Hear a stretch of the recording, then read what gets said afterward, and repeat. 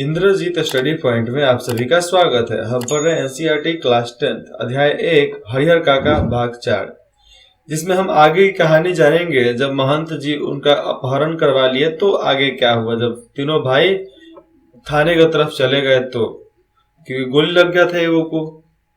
एक ओर ठाकुरवाड़ी के भीतर जबरन अंगूठे का निशान लेने और पकड़ कर समझाने का कार्य चल रहा था, तो दूसरी ओर हरिहर काका के तीनों भाई सुबह होने से पहले ही पुलिस की जीप के साथ ठाकुरवाड़ी आ पहुंचे थे। अब देखो, बाकी लोग उनके जो तीनों भाई थे ठाकुरवाड़ी पुलिस वालों के साथ आ गए थे सुबह होने से पहले। और ये खबर जब मालूम चली तो उससे पहले ये लोग समझा रहे थे, चाहे अंगूठे का निशान ले रहे थे। उसके बाद जीप से तीनों भाई, एक दरोगा और पुलिस के 8 जवान उतरे। 3 भाई और 8 जवान, कुल 11 हो गए। 11 उतरे। पुलिस इंचार्ज ने ठाकुरवाड़ी के फाटक पर आवाज लगाई, दस्तक दी, लेकिन अंदर से कोई जवाब नहीं आया। अब पुलिस के जवानों ने ठाकुरवाड़ी के चारों तरफ घेरा डालना शुरू कर दिया और ठाकुरवाड़ी के चारों तरफ घेरा डाली मतलब चारों तरफ जाना चालू कर दिया, क्योंकि ठाकुरवाड़ी बहुत बड़ी थी, इसलिए पूरा छावनी जैसा तो घेरा नहीं जा सकता था। इसलिए ठाकुरवाड़ी अगर छोटी रहती तो पुलिस के जवान आसानी से उसे घेर लेते, लेकिन विशाल ठाकुरवाड़ी को पुलिस के सीमित जवान 8 जवान घेर सकने में असमर्थ साबित हो रहे थे। उनसे नहीं हो रहा था। फिर भी जितना संभव हो सका उतना वो लोग किए। जितना संभव हो सका उस रूप में उन्होंने घेर डाला, मंदिर को, ठाकुरवाड़ी को घेर लिया। फिर और अपना अपना मोर्चा संभाल सुबह की प्रतीक्षा करने लगे कि सुबह होगा तो यहाँ पर देखेंगे क्या होता है। हरिहर काका के भाइयों ने सोचा था कि जब वे पुलिस के साथ ठाकुरवाड़ी पहुंचेंगे तो ठाकुरवाड़ी के भीतर से हमले होंगे, ये भाई लोगों ने सोचा था, और साधु संत रंगे हाथों पकड़ लिए जाएंगे। लेकिन ऐसा कुछ भी नहीं हुआ। ठाकुरवाड़ी के अंदर से एक रोड़ा भी बाहर नहीं आया। शायद पुलिस को आते हुए उन्होंने देख लिया था पहले ही, इसलिए उन्होंने कुछ नहीं किया। सुबह होने में अभी कुछ देर थी, इसलिए पुलिस इंचार्ज रह कर ठाकुरवाड़ी का फाटक खोलने तथा साधु संतों को आत्मसमर्पण करने के लिए आवाज लगा रहे थे कि आत्मसमर्पण कर दो, पुलिस ने तुम्हें चारों तरफ से घेर लिया है। साथ ही पुलिस वर्ग की ओर से हवाई फायरिंग भी की जा रही थी, और पुलिस लोग हमेशा हवाई फायरिंग करते हैं, लेकिन ठाकुरवाड़ी के ओर से कोई जवाब नहीं आ रहा था। क्यों नहीं आ रहा था जानते हैं। सुबह तड़के एक वृद्ध साधु ने ठाकुरवाड़ी का फाटक खोला। तड़के मतलब खूब सुबह में, मतलब 3 से 4 बजे के बीच में। तो सुबह होते हुए तड़के में, खूब सुबह में एक साधु आया, वृद्ध साधु। उन लोग को एक ही का काम था कि सुबह में दरवाजा खोलना। कुछ लोग होते थे पहले जो सुनते नहीं थे, केवल मौसम के परिवर्तन की वजह से वो जग जाते थे। तो सुबह आकर फाटक खोले ठाकुरवाड़ी का। उस साधु की उम्र 80 बरस से अधिक हो गई थी। मतलब आशा लग रहा है कि 80 बरस की होगी, मतलब 80 तो होगा ही। वह लाठी के सहारे कांपते हुए खड़ा था। पुलिस इंचार्ज ने उस वृद्ध साधु के पास पहुंचकर वहां पर जाकर हरिहर काका तथा ठाकुरवाड़ी के महंत, पुजारी एवं अन्य साधुओं के बारे में पूछा, लेकिन उसने कुछ भी बताने से इनकार कर दिया, क्योंकि उसको मालूम ही नहीं था तो क्या बताता। उसका काम था केवल दरवाजा खोलना। दरवाजा खोल दिया। पुलिस इंचार्ज कई बार उससे पूछा, डांट लगाई, धमकियां दी, लेकिन हर बार एक ही वाक्य कहता, मुझे कुछ मालूम नहीं, मुझे कुछ मालूम नहीं, मुझे कुछ मालूम नहीं।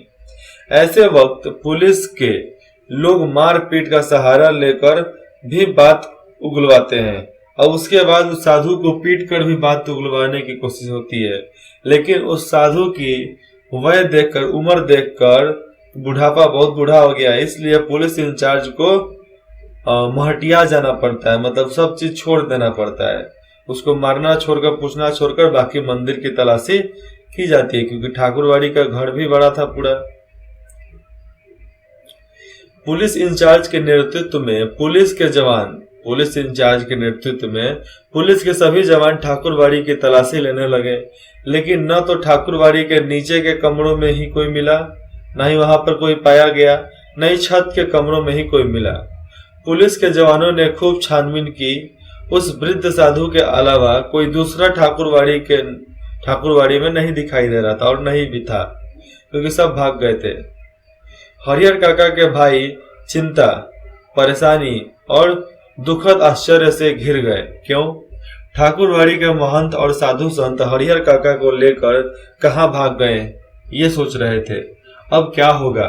काफी पैसे खर्च कर पुलिस को लाए गए हैं।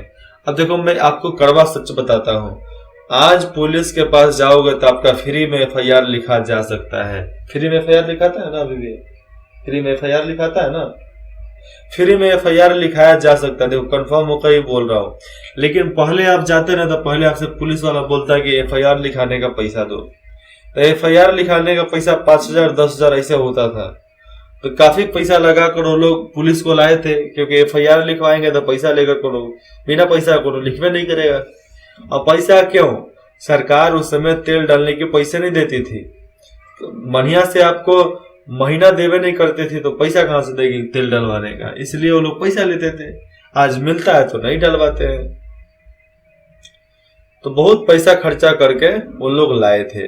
पुलिस के साथ आने के बाद वह अंदर ही अंदर गर्व महसूस कर रहे थे कि अब मिल जाएंगे, अब मिल जाएंगे।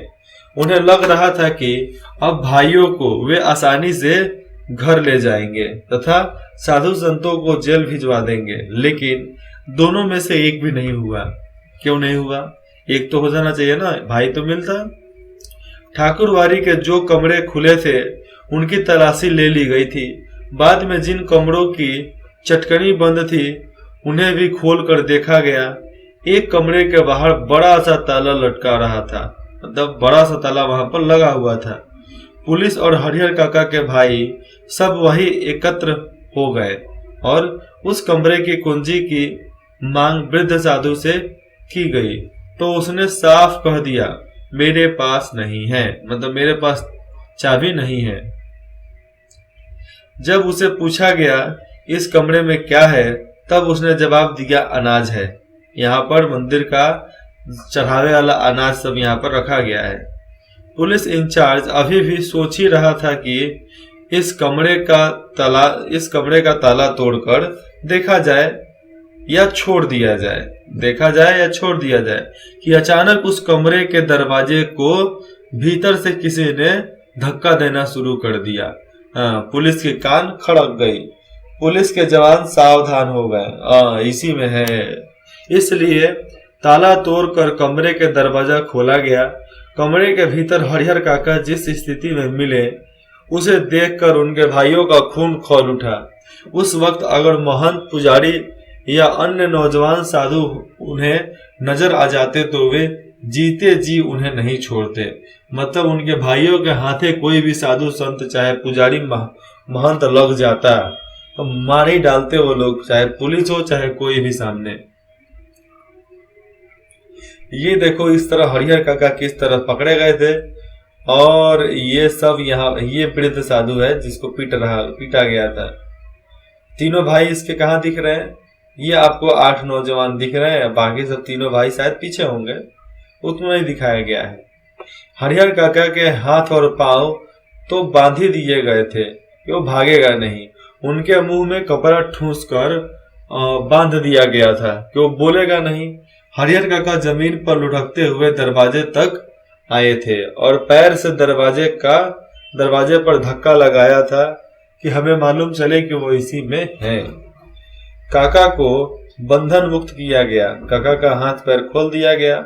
मुंह से कपड़े निकाले गए। कपड़े निकालने के बाद हरिहर काका ने ठाकुरबाड़ी के महंत, पुजारी और साधुओं की काली करतूतों का पर्दाफाश करना शुरू कर दिया था कि वह साधु नहीं, डाकू, हत्यारे और कसाई हैं। वह साधु नहीं है, डाकू है, हत्यारा है, कसाई है, कि उन्हें इस रूप में कमरे में बंद कर गुप्त दरवाजे से भाग गए हैं। उन्होंने कई सादे और लिखे हुए कागजों पर जबरन उनके अंगूठे का निशान लिया है। उन सब को अपने जुर्म मतलब अपना गवाही देकर उन सारे अंगूठे को खारिज कर देते हैं कि हमने जबरदस्ती, चाहे मन से कभी नहीं दिया, वो हमसे जबरदस्ती करवा लिए हैं, अंगूठा खींचकर वो निशान लगवा लिए हैं। हरिहर काका ने देर तक अपने बयान दर्ज कराए। क्या कराए? अपने बयान दिए। उनके शब्द से साधुओं के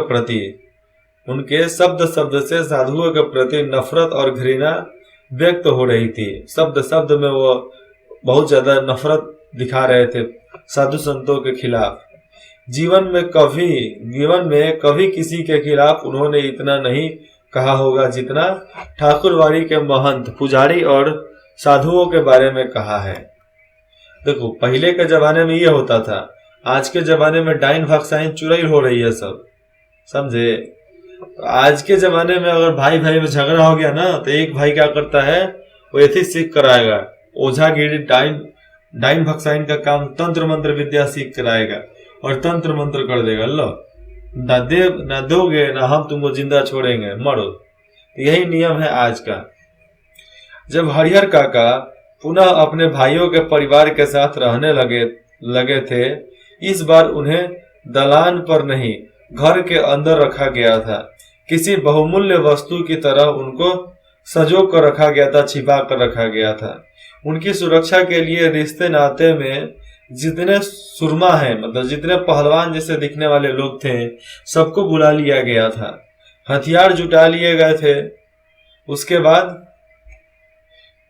24 घंटे, पूरे दिनों रात 24 घंटे पहरे दिए जाने लगे थे।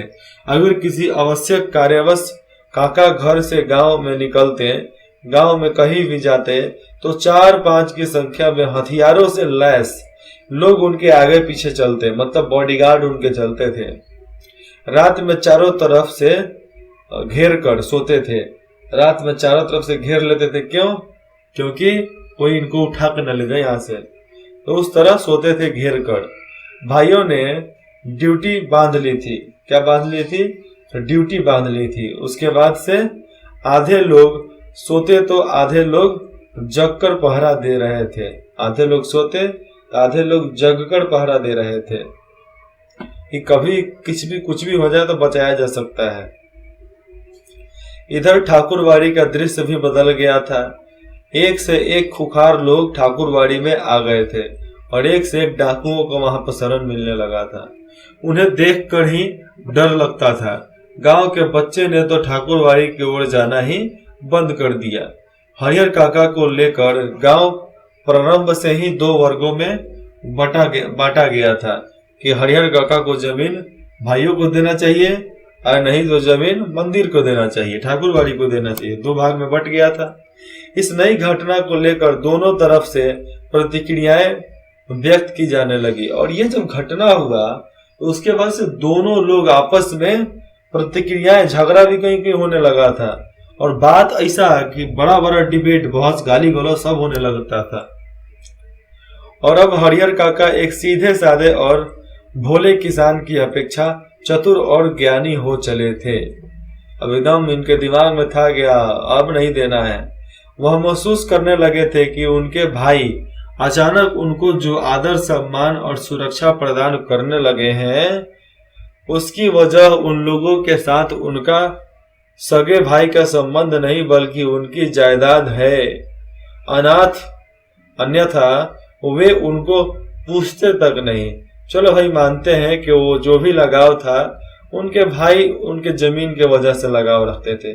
ठीक है भाई, जमीन उनको दे देते, नहीं, ये बोल देते कि ठीक है, मैं पावर ऑफ अटॉर्नी तुम लोग को दे देता हूं, अगर मैं मरूंगा तब ये जमीन तुम्हारा हो जाएगा। जब तक जिंदा हूं तब तक मेरे नाम पे है और मर गए तो तुम्हारा। अब इसका मतलब ये नहीं कि तुम हमको मार ही दो। यही सोच था, इसके वजह से सब बात गड़बड़ होने लगती थी कि अब भाई भी हमको इज्जत इसलिए दे रहे हैं कि हमारे पास इतना बड़ा जमीन है, जायदाद है। इसी गांव में जायदादहीन भाइयों को कौन पूछता है जिसके पास कोई जायदाद नहीं है। हरिहर काका को अब सब नजर आने लगा था। महंत की चिकनी चुपड़ी बातें, महंत जो चिकनी चुपड़ी बातें करता था, उस बातों के भीतर की सच्चाई भी अब वह जान गए थे कि ठाकुर जी के नाम पर वह अपना और अपने जैसे साधुओं का पेट पालता है। ठाकुर जी का नाम तो एक बहाना है, गुंडागर्दी तो इसका अड्डा है। उसे धर्म और परमार्थ से कोई मतलब नहीं है। वो कुछ नहीं चाहता, खाली अपना निजी स्वार्थ चाहता है। निजी स्वार्थ के लिए साधु होने और पूजा पाठ करने का ढोंग रचाया है इस महंत ने।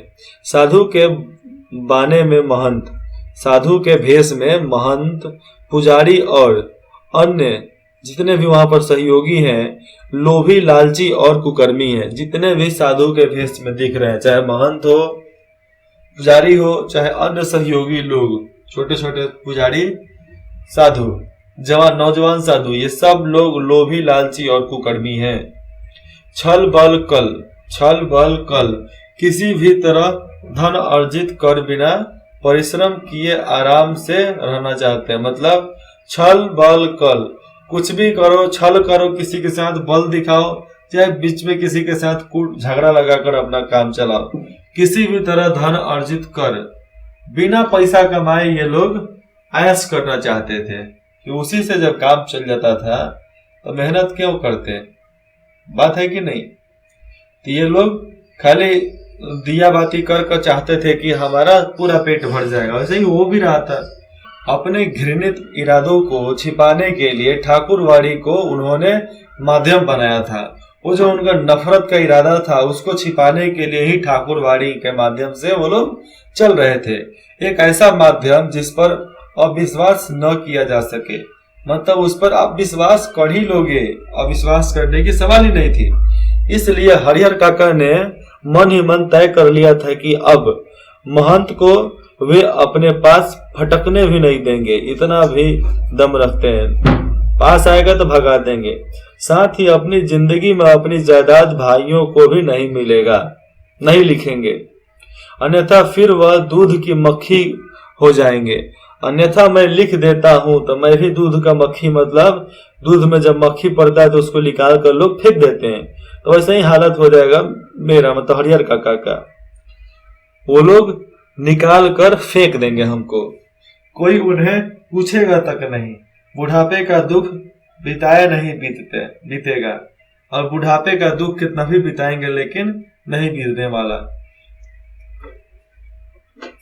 लेकिन हरिहर काका सोच कुछ और रहे थे और वातावरण कुछ दूसरा ही तैयार हो रहा था।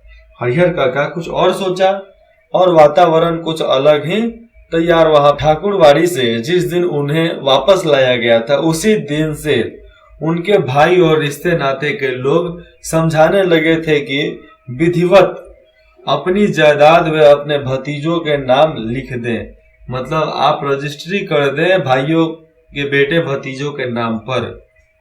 लेकिन वह जब तक ऐसा नहीं करेंगे तब तक महंत की गिद्धि दृष्टि, महंत की दृष्टि उनके ऊपर लगी रहेगी, सिर पर मंडराते रहेगी। तूफान से मुक्ति पाने के लिए उनके सामने बस यही, उनके समक्ष बस यही एकमात्र रास्ता है कि अपना सारा जमीन भतीजों के नाम पर लिख दो, बस काम खत्म।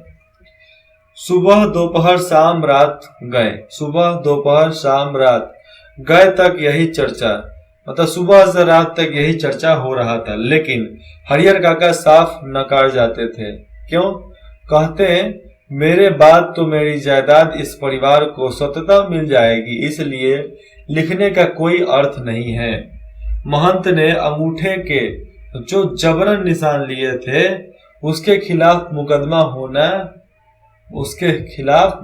हमने किया ही था। अब देखो यहाँ पर महंत ने अंगूठा जो ले लिया था उसके खिलाफ हरिहर काका मुकदमा कर दिए थे, जिसके वजह से अंगूठा खारिज हो जाता है, अंगूठा का कोई मतलब नहीं रह जाता है। भाई जब समझाते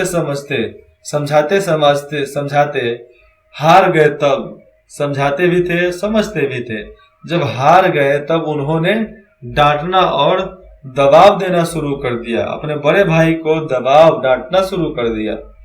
लेकिन काका इस रास्ते भी राजी नहीं हुए।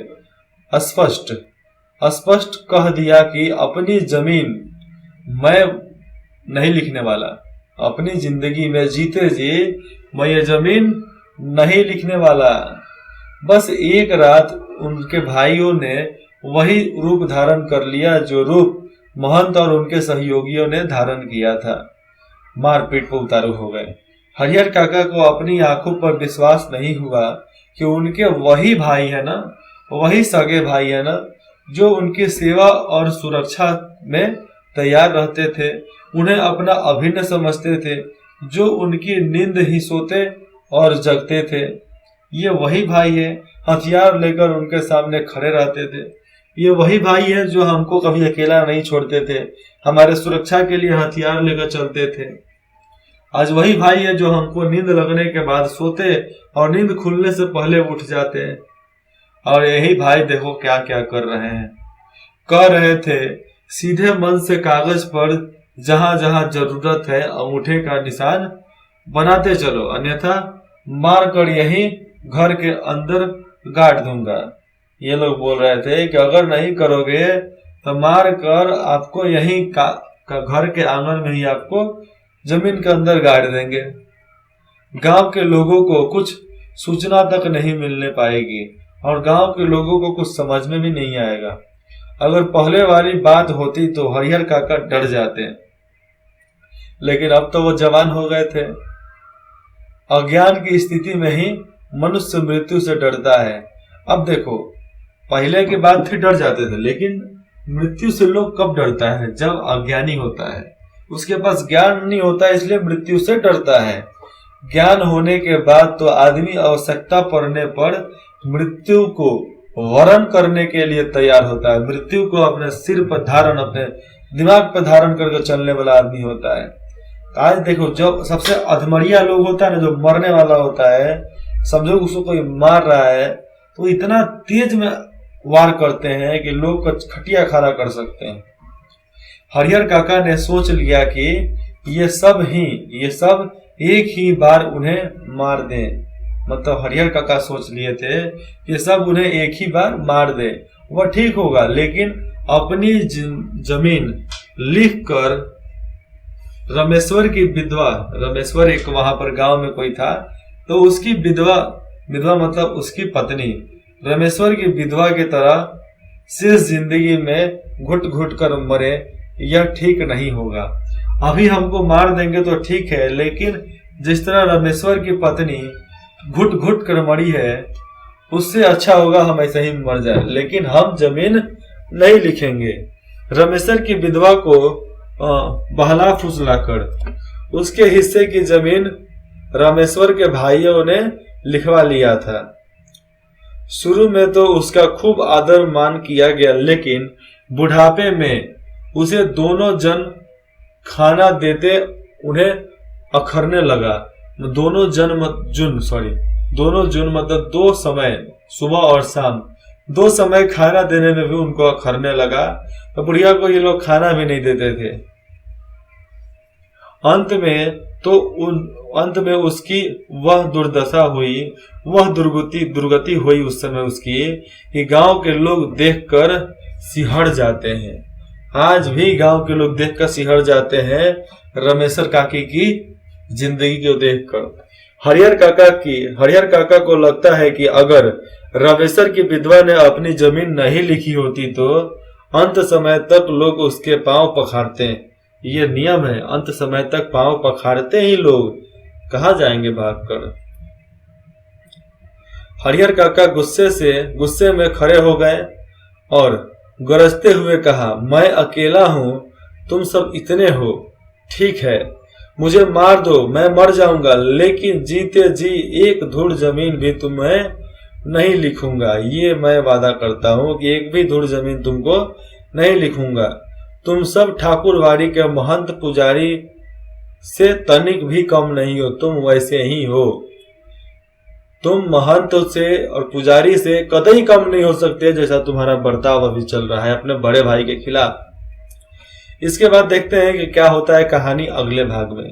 इंद्रजीत स्टडी पॉइंट में जुड़ने के लिए आप सभी का बहुत बहुत धन्यवाद। आशा करते हैं आप कमेंट करके हमें जरूर प्रोत्साहित करेंगे और जो भी सवाल आपके मन में है उसे पूछ सकते हैं। धन्यवाद।